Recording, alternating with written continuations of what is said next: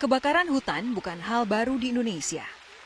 Setiap musim kemarau, pemerintah seolah selalu kewalahan mengatasi api yang melalap berhektar-hektar hutan. Dan kalau hutan sudah terbakar, kabut asap pun muncul. Saking banyaknya kabut asap yang kita impor, tiap tahun selalu saja ada protes dari beberapa negara tetangga yang terganggu asap kiriman dari Indonesia. Namun permasalahan hutan di Indonesia tak hanya itu. Pembalakan liar dan dalam jumlah masif kerap terjadi. Tak hanya merusak hutan, penebangan kayu secara liar potensial mengancam lingkungan tinggal warga sekitar.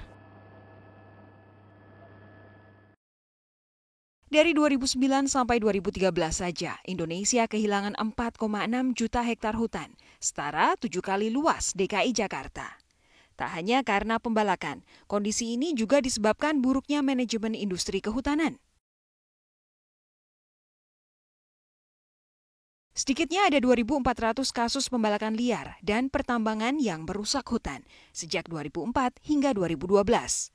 Kerugian yang ditelan negara mencapai 276 triliun rupiah.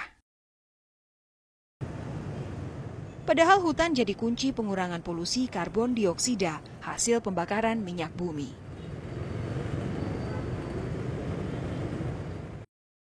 Lihat saja, Indonesia adalah produsen polusi karbon terbesar ke-6 di dunia, menyumbang 2 miliar ton lebih emisi karbon dioksida ke udara sejak akhir abad ke-19. Pentingnya menjaga hutan dan lingkungan membuat pemerintah semasa Presiden Susilo Bambang Yudhoyono mendirikan Badan Pengelola Reduksi Emisi dari Deforestasi dan Degradasi Hutan alias BP RED+. Badan ini merupakan bentuk komitmen pemerintah meratifikasi Protokol Kyoto 1997 lalu yang dibuat atas kekhawatiran tingginya emisi karbon dunia. BP RED+ ditugasi mereduksi emisi, meningkatkan cadangan karbon hutan, memelihara hutan dan lingkungan, serta menggenjot pertumbuhan ekonomi. Namun, badan yang semula ditugasi untuk mengoordinasi konservasi alam dengan beberapa kementerian terkait oleh Presiden Joko Widodo diletakkan di bawah Kementerian Lingkungan Hidup dan Kehutanan. Plusnya adalah kementerian ini kan punya struktur sampai di tingkat bawah, kemudian juga kementerian portofolio, tetapi kan menjadi ada konflik of interest-nya, sebut saja begini, reduksi emisi dari deforestasi dan degradasi. Ya, sisi lain Kementerian Kehutanan juga kementerian yang mengurusi pelepasan izin kawasan hutan, kemudian juga untuk izin pinjam pakai dan lain sebagainya. Tanpa badan yang secara khusus mengelola hutan, mungkinkah pemerintah Joko Widodo serius menjaga lingkungan?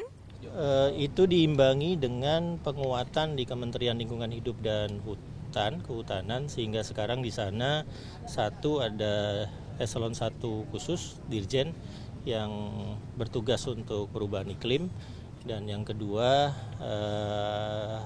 diusulkan adanya semacam kelompok pengarah di bidang perubahan iklim yang antara lain menyerap ahli-ahli yang dulu bekerja di BP RED.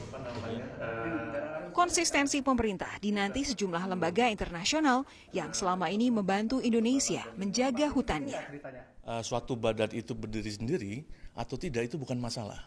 Tapi permasalahan yang sebenarnya adalah apakah pekerjaan yang kita sudah mulai, misalnya untuk menjaga menyelamatkan hutan, lahan gambut, kemudian perlindungan keanekaragaman hayati itu berlanjut atau tidak. Indonesia adalah negara dengan hutan tropis terbesar ketiga di dunia. Tanpa komitmen serius menjaganya, bisa jadi anak cucu kita nanti hanya sekedar mendengar dongeng bahwa Indonesia pernah punya hutan luas dan cantik. Tim Liputan, Kompas TV.